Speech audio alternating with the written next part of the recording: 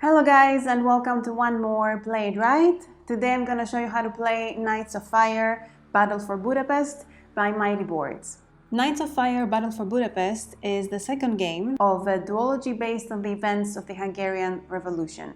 The first game, Days of Fire Budapest 1956, dealt with the first week of the conflict, and this game deals with the second week of the revolution, the 4th till the 7th of November. The game starts with the Red Army returning to the capital and pushing into the heart of the city in a ruthless pursuit of control.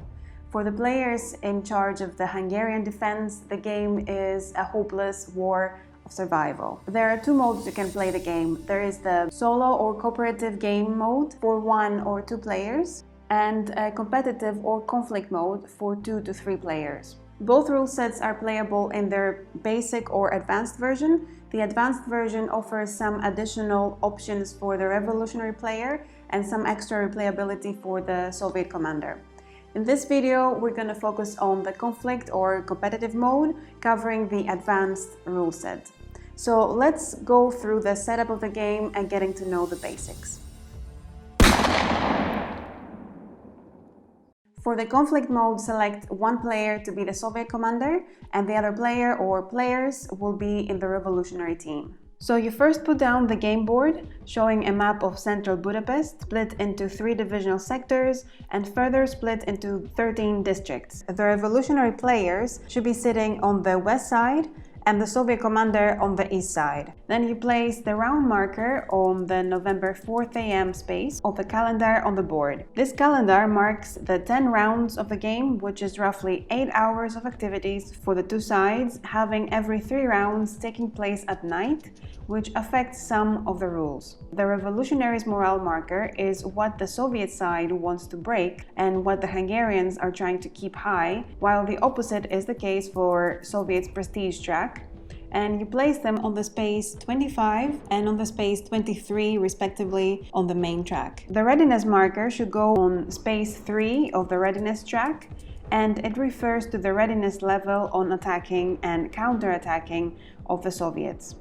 Then you take all 10 locals, the cubes with the 2 people on the icon, and you randomly place 1 in each district marked with a red star, with the stickered side facing towards the Hungarian side and not allowing the Soviet player to see them. You then take all 10 civilians and randomly place 1 face down in each district marked with a red star. Randomly select 13 fighter insurgents, the ones with the single icon, and randomly place 1 in each district with the stickered side facing towards the Hungarian side. The remaining 7 fighters are placed in the area marked reinforcements to form a reinforcement pool, also with the stickered side facing towards the Hungarian side. Notice that some of the fighters have a peace dove icon on them, which indicates that they are unarmed. Then you place 2 regiments of each Soviet division in each staging area and 1 into each district adjacent to a staging area. If playing with 2 revolutionaries, separate the revolutionary cards into 2 decks based on the presence of the 2 people icon and shuffle the 2 decks separately. Give 1 deck to each revolutionary player. If playing with 1 revolutionary, shuffle all revolutionary cards to form 1 deck. You give the 12 tactics cards to the Soviet commander, and for the advanced rule set, shuffle all 14 headline cards and place them face down next to the play area. You also have this token, on which you place momentum tokens for the Hungarian side. For every 2 momentum tokens gained, you will have to reduce the Soviet prestige by 1. The game plays through the first 4 days of the Soviet retribution following the Hungarian Revolution. This is a fight the revolutionaries cannot win using conventional means, as the full force of the Red Army will crush them.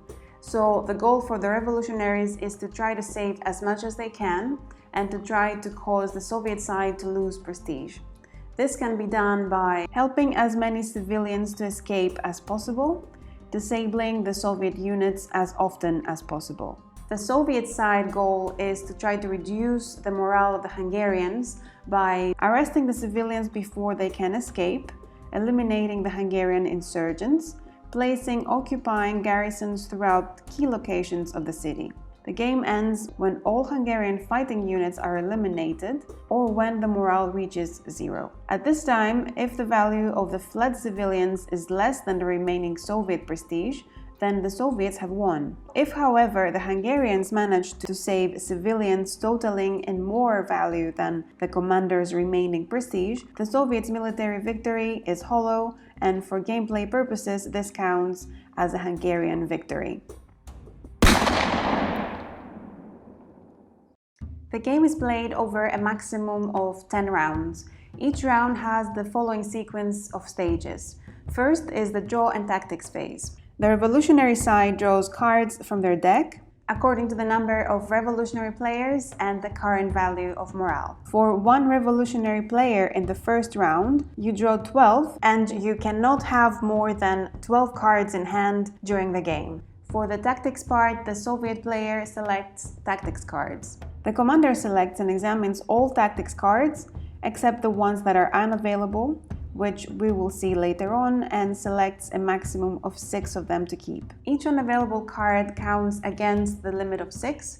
So for example, if there is one unavailable card, then the commander selects just 5. You also add to the tactics hand one leftover card from the previous round, if there is one. Last, if you play the advanced mode, you reveal a headline which shows a political event that sets the objective for the current round. If the headline names 1 or 2 districts to be targeted, use the provided headline target tokens to bring attention to the districts in question. The second phase is the reinforcement phase, where the revolutionary plays one card with the reinforcement symbol and may draw that many number of units as the card shows and place them in districts with an insurgent or no garrison. This phase should be skipped in the first round. Next, we have the operations phase. Here the players play their cards, starting with the revolutionary turn and followed by a Soviet turn. Players may pass, and they must do so if they are out of cards. We will see how to play the operations phase in the next sections of this video. In each of the turns in this phase, the revolutionary may play up to 3 cards and the Soviet up to 2 tactics cards. When the operations phase is through, we move on to the next phase, the adjustments phase. First, you execute any penalty written on the headline card if applicable. Reduce 1 prestige point for every 2 momentum tokens and reduce readiness by 1. At this point, if any of the following is true, the game ends. Either if it's the end of turn 10 or if all armed units are killed. Note that the unarmed ones are excluded from this.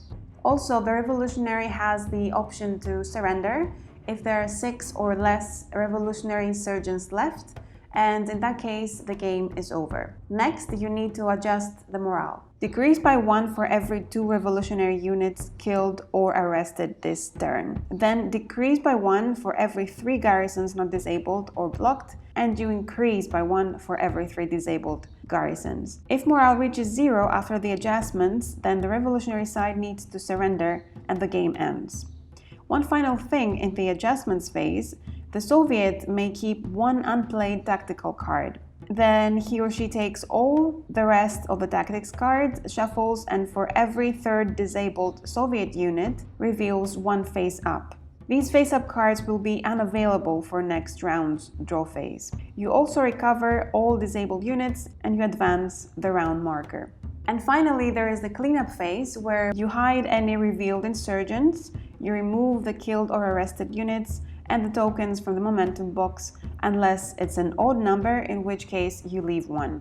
And that was the round sequence of the game. You also have a reference sheet for each side that summarizes all the available actions and the round sequence. The ones in the dark highlighted boxes refer to the advanced mode. When it's the revolutionary player's turn, he must play 1 to 3 cards or pass. Each card is valued from 1 to 3. Multiple cards can be added together for performing one action, but a card's value cannot be split between 2 actions. For example, you can play this card for its action from this symbol to counterattack and for nothing else, and these 2 cards for a sum of 3 in order to move 3 times. So let's go through the moves the revolutionary side can choose from. Move. You only need the points of the cards for this. Move can only be used for fighters. The locals and the civilians cannot be moved.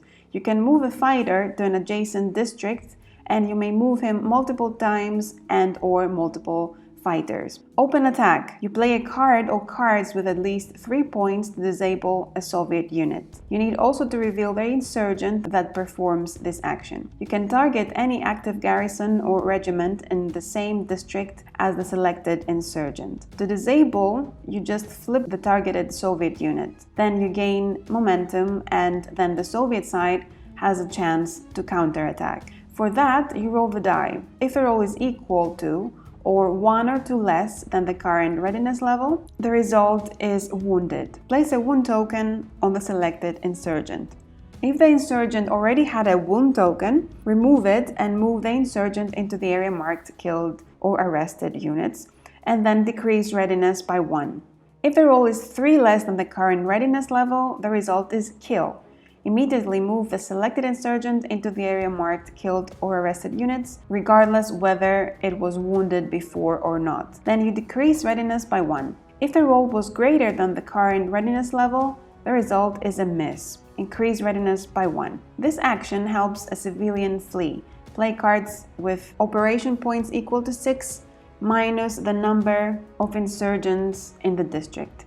Then you successfully remove a civilian and place it face down in this box. Ambush. When playing a card or cards with a sum of 3 and at least one of them carrying that symbol, for one of the hidden insurgents with the same symbol, you disable a Soviet unit and you gain momentum. It's basically the same as the open attack, but now the Soviet side doesn't counterattack. Build barricade.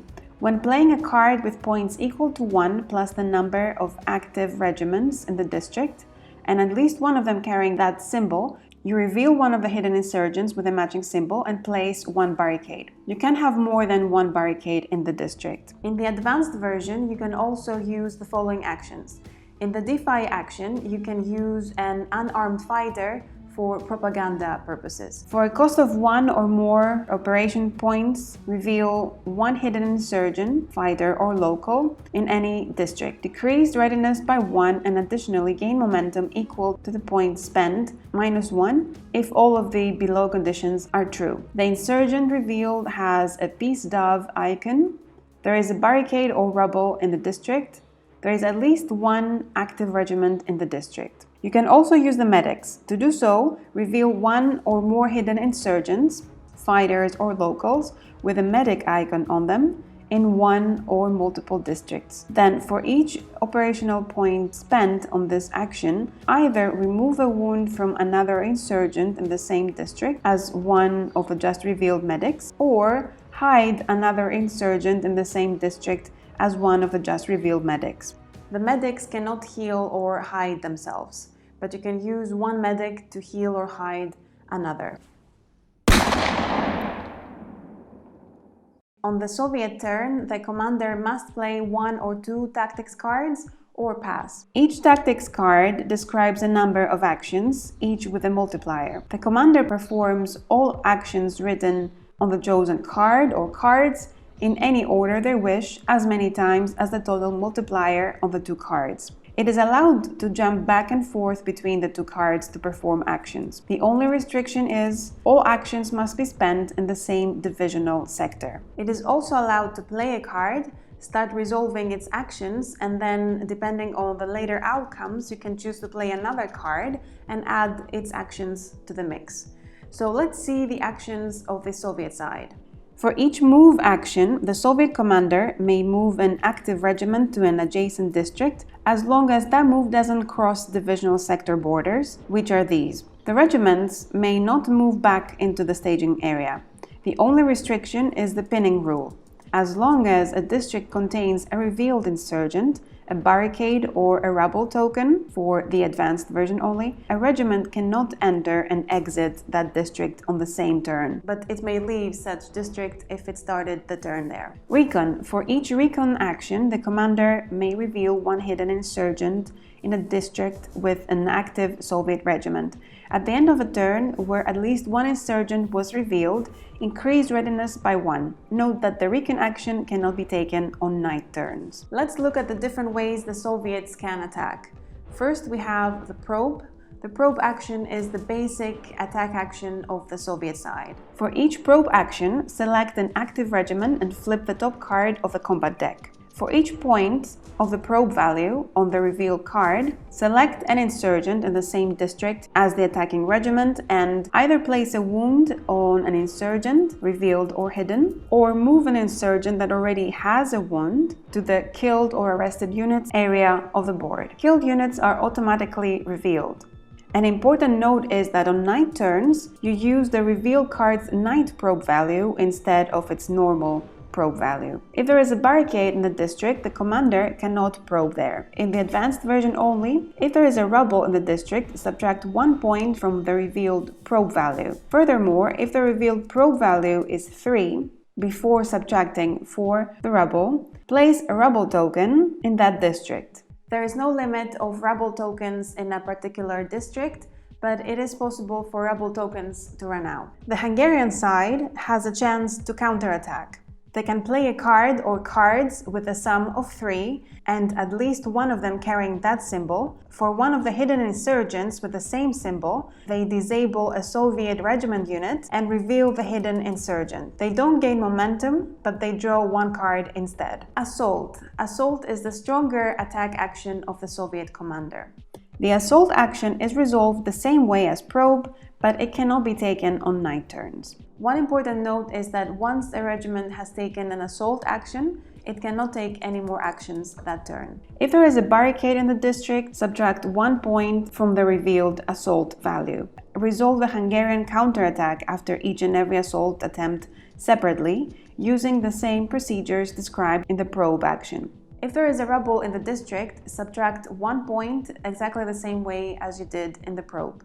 There is also the Soviet counterattack. The Soviet needs to roll the die and compare to readiness. If the roll is 3 less than the current readiness level, then the target is killed and you decrease readiness. Else, if the roll is equal to or 1 or 2 less than the current readiness level, makes 1 hit as it wounds an insurgent or kills a wounded insurgent, and decreased readiness. If the roll was greater than the current readiness level, the result is a miss, and you increase readiness by 1.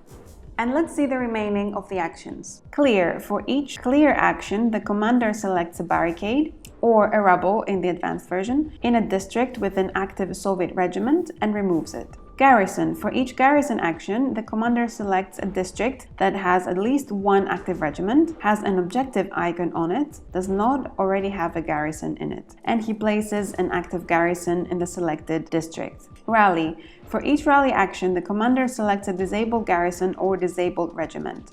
Flip it back to the active side. Note that it's not required to have an active regiment in the district to do this. It's important to note that the rally action cannot be taken after the Hungarian side has passed. Arrest. For each arrest action, the commander selects a civilian in a district with an active Soviet regiment. The district must not have a revealed insurgent in it.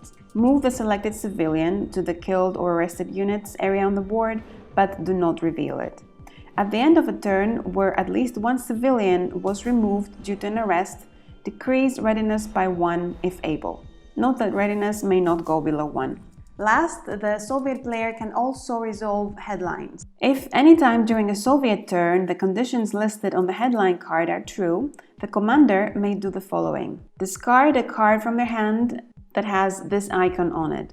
This does not count toward the maximum of 2 cards played per turn. Then discard the current headline and do not reveal a new one this round. Then increase Soviet prestige by 1, and finally, you may select an action that has already been performed at least once this turn and perform it again as if one of the played cards had 1 higher action multiplier on it. And this last step is optional. There can be 4 game end scenarios. Grand Revolutionary Victory, if either time runs out, thus there is at least 1 insurgent remaining after 10 rounds, or Soviet prestige reaches 0 before Hungarian surrender, It's a huge moment in the spotlight for the revolutionary boys and girls of Budapest. If Grand Revolutionary victory does not happen, then the game will end via Hungarian surrender. In that case, decrease the Soviet prestige by an amount equal to the half of armed insurgents left on the board. Reveal the civilians on the way to Austrian border area of the board, and reduce the Soviet prestige by the amount shown on them as they made it across the border to Austria and the Western world. Then, based on what this leaves the Soviet prestige on, there are three possible outcomes. Normal revolutionary victory. If prestige reaches 0, the revolution has been stopped, but too late. The stories of the survivors will be enough to spark uprisings in the decades to come. Then we have normal Soviet victory. If prestige is from 1 to 3, the campaign of retribution and restoration was successful. And then we have the Grand Soviet victory. If prestige is 4 or higher, the campaign of retribution and restoration was ruthless and successful. So that was Knights of Fire Battle for Budapest. Thank you guys for watching, and I hope you enjoyed the game.